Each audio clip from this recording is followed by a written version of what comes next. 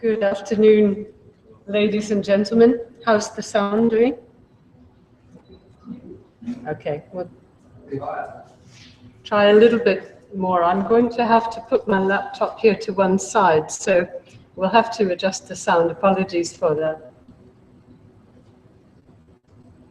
So, yeah, good afternoon. Do I need to take this screen down one?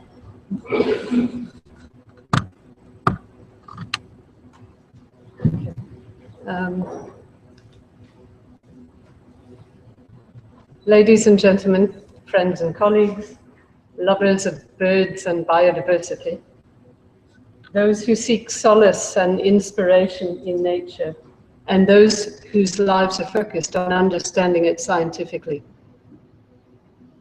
We are all here in this conference room at Skukuza after a really wonderful few days of scientific and layman's talks on birds, because we love biodiversity, and especially we love bird diversity. But my talk this year is going to be quite a bit less global in scale, much less presumptuous probably in some ways. I'd like to talk to you about diversity in general. I don't know whether any of you saw this concert. It was a group called Fynbos Calling, I believe, that played at the Baxter Theatre in Cape Town. I didn't manage to see them.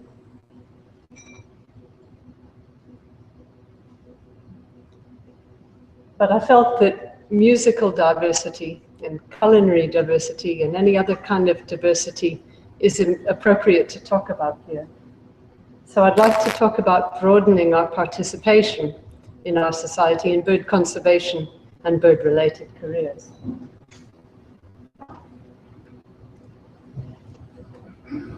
We may see birds as the harbingers. Sorry, it's a little bit like Wimbledon for me here. I hope you don't mind. we may see birds as harbingers of the health of ecosystems. And we may seek our recreation or our livelihoods by watching them, by atlasing, by photographing or filming them, or recording their bird songs, by leading tourists or other people to see them. We may make our livelihoods by conducting scientific research, or by assisting others to do so, by capturing and ringing birds, or undertaking monitoring, or by working in offices, as many of us do, to strengthen policy, planning and management related to efforts to conserve birds. In all of these ways of connecting with birds and biodiversity, I think we all have diversity as the unspoken value, the thing that we all aim to see, to achieve, you know, the maximum possible list on Birding Big Day, the most birds on our Sabbath 2 checklists. I think most of us have an intrinsic love of diversity, whether it's in nature, in music, in culinary traditions, in art. So I was entranced over the last few days, especially to hear more from people like Ian White and Alan Kemp, from Garth Batchelor and others, about the history of Kruger Park, the wonderful long-term studies that they have undertaken, and conservation activities over many years. And I'm sorry that I didn't think at the time to grab some of their slides, but these slides are, I think, meant to show some of the fascinating past. If you can just remember Ian White's slides and Alan Kemp's slides. And I think they were fascinating days.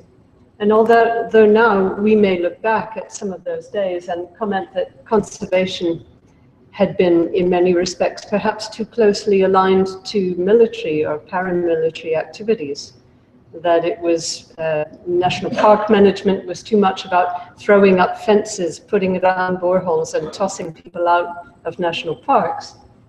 I prefer to choose to be grateful that South Africa, like many countries, was privileged to have passionate and committed conservationists, black and white, to undertake early work. And if you don't know the story of, for example, that Corporal Nombolo Mdluli, whose statue is outside this room, do yourself a favor and go and read about his story there.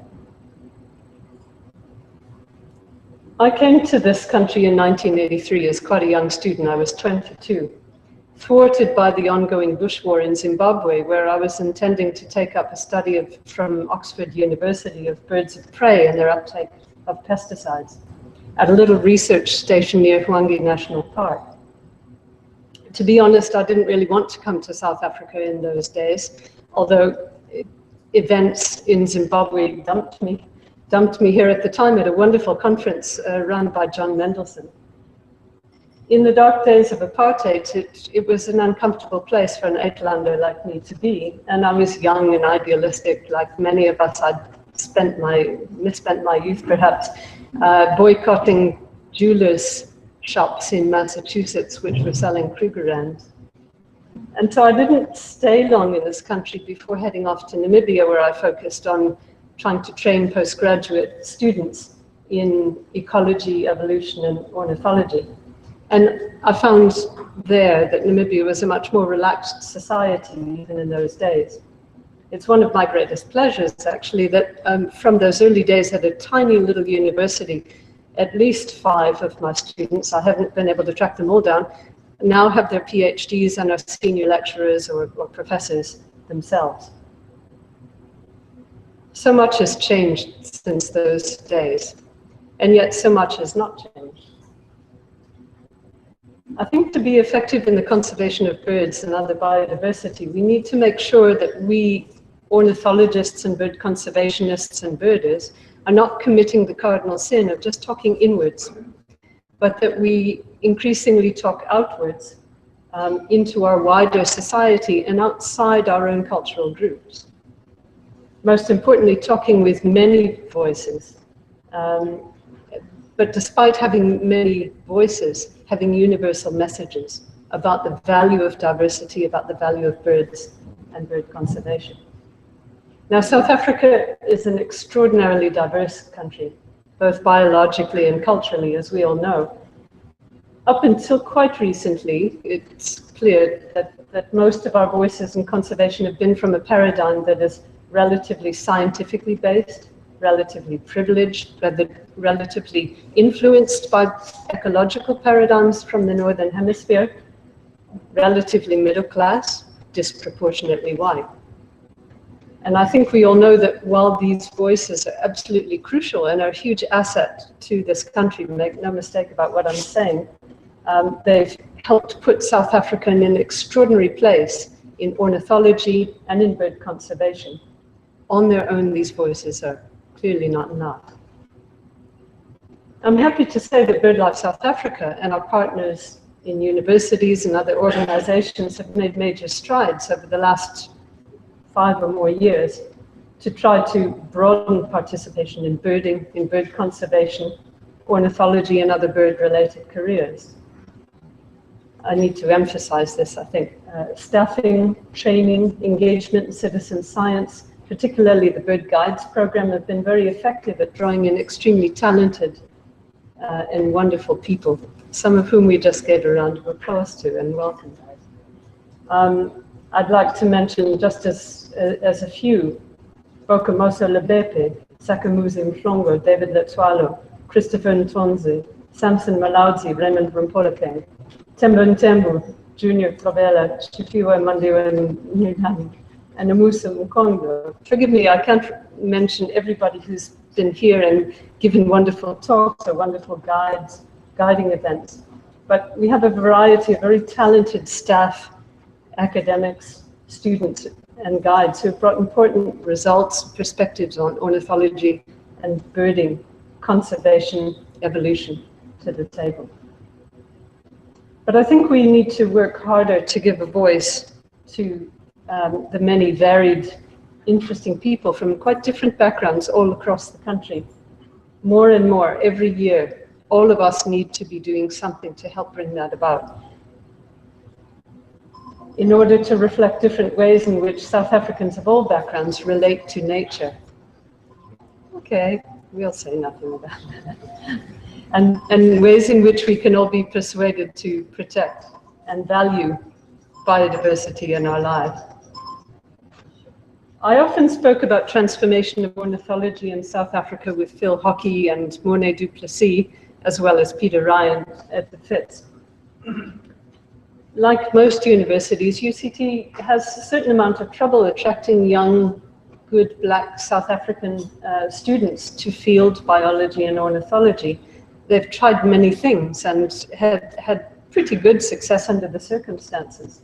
But it's been very much easier, I think it's fair to say, to attract other African students, especially from other English-speaking countries on the continent.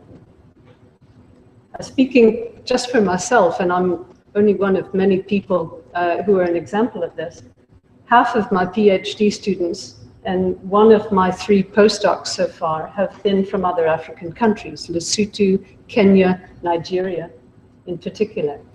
And Phil Hockey experienced the same. Here were my students and current postdoc, Dayo Osanubi at the bottom, who's starting up the Intra-African Bird Migration Project, a program at the FITS, which we're very excited about. But I had a chance to look at Phil Hockey's CV recently, and I observed among his students some wonderful students from other countries, Rwanda, Sudan, Nigeria, Malawi, Kenya, Zimbabwe. And I think it's important to try to find ways to make that balance. Now, in the university environment, we know all about this. We're trying to work on it. And at my institute, SANVI especially, it's honestly been very tough to find students from South Africa with the right combination of an interest in ornithology or field biology and a solid preparation in maths and science, which you need to do in undergraduate and especially postgraduate degrees. And therein lies the rub of this country, because as we know, apartheid education crippled the society, and we're observing the effects of it now. Poor subsequent investment in maths and science education by more recent governments.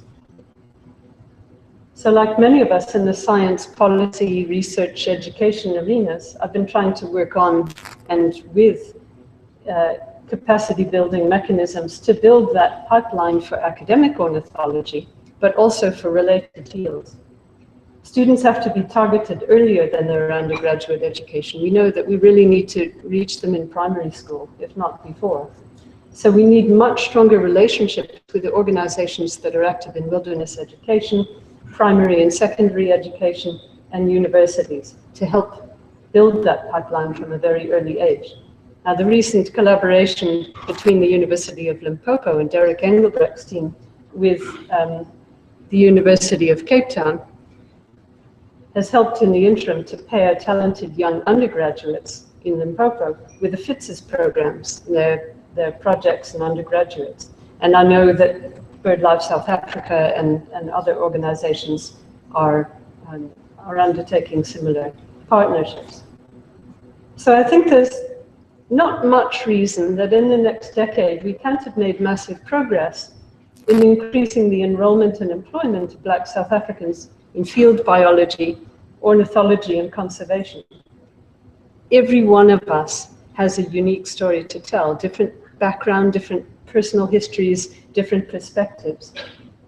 But to do that, we need to keep up active training, I think, especially in field ecology and conservation. It's a program that I've been pushing at the national level between SANVI and Green Matter, which, as many of you will know, is the body tasked with biodiversity conservation, human capacity development. But I particularly just want to mention before closing the Tropical Biology Association and the Organization for Tropical Studies, both of which are active in Africa and are phenomenal allies in field training.